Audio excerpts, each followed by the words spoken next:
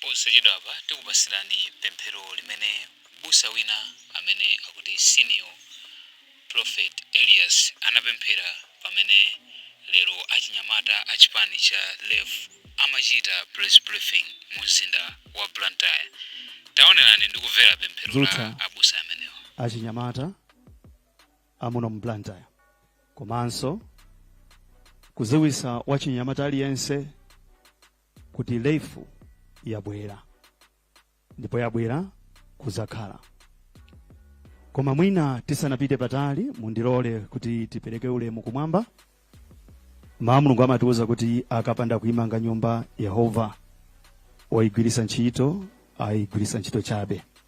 Ndipo mundilole kuti ndipemphe a Senior Prophet Elias ndamene atipase pemphero.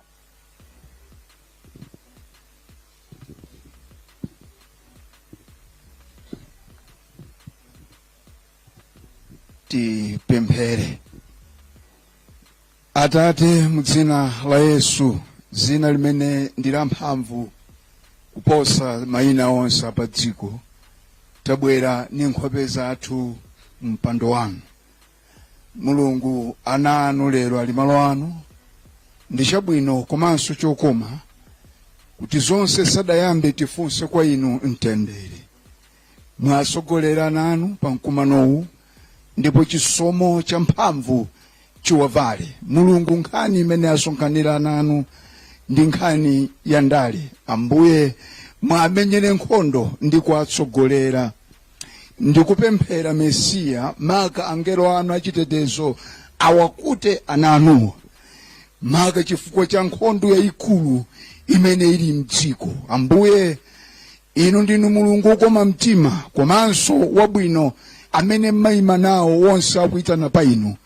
Zikayambika chonchi Mulungu za ndalezi zimakhala ngati za mtendere, koma dziko lathu Mulungu silili bwino.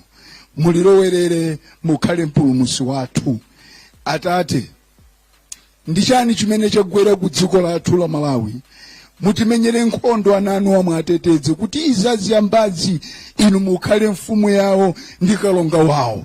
Mukudziwa Mulungu imfa zimene zikuchitika m'dziko muno zikayambika za ndale chonchi.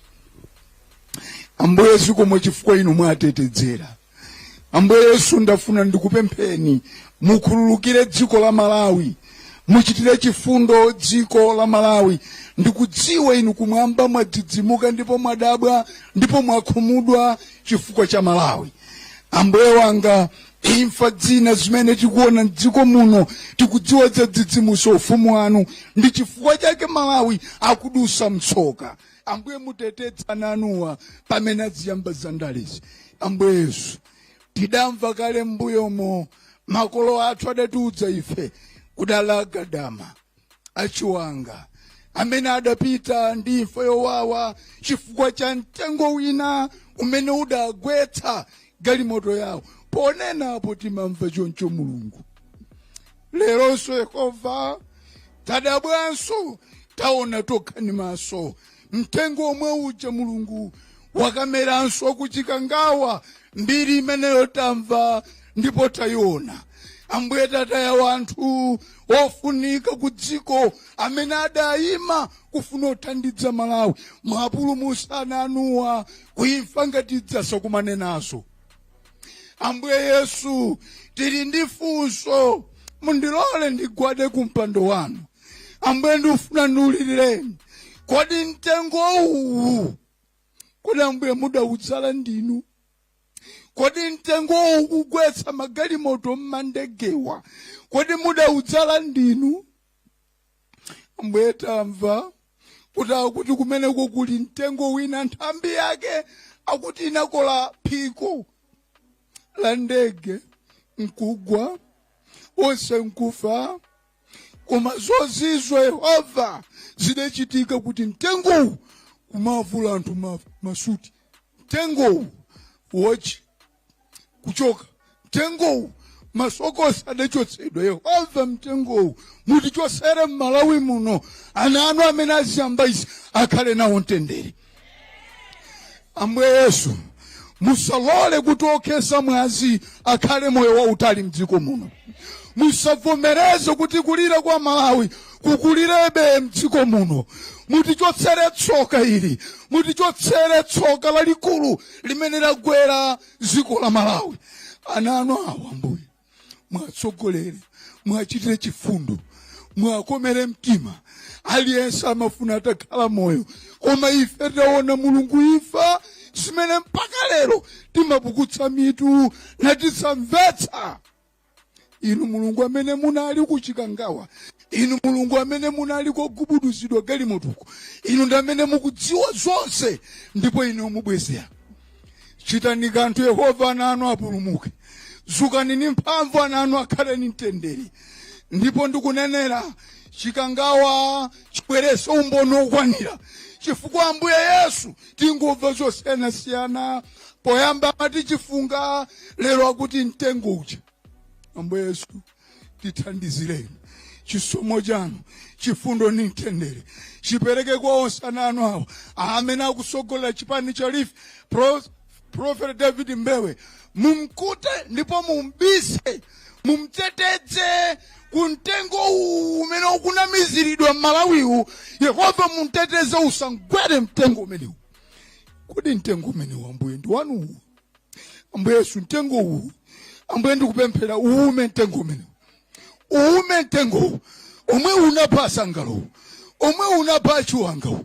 Lero tata Yesu anyamata athu kuchikangawa mtengo omera pasi wakagwesa ndege ya mwamba mitambo.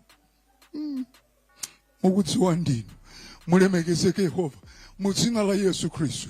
Amen.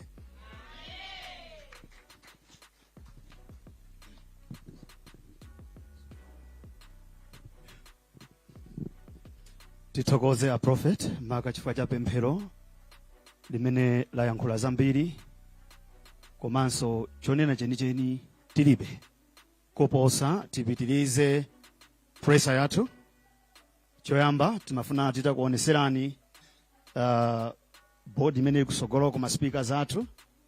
Choyamba ine langa dzina ndi Aaron Silanga amene ndili chair wa presa imeneyi, ndipo aliyense azitchule dzina lake komanso position yake.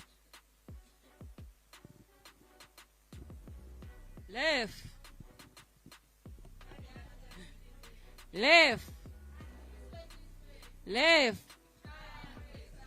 Ine dzina langa ndi Jacqueline Chiwembu, presa organizer.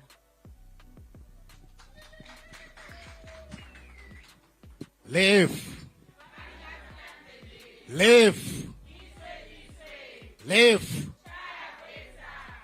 Zikomo kwambiri. Ine ndi comrade komanso ndi mmene anapemphera lero a Prophet Senior Elias muzinda wa Blantyre pamene chipani cha Lefu komanso achinyamata achipani chimenechi amachitisa press briefing.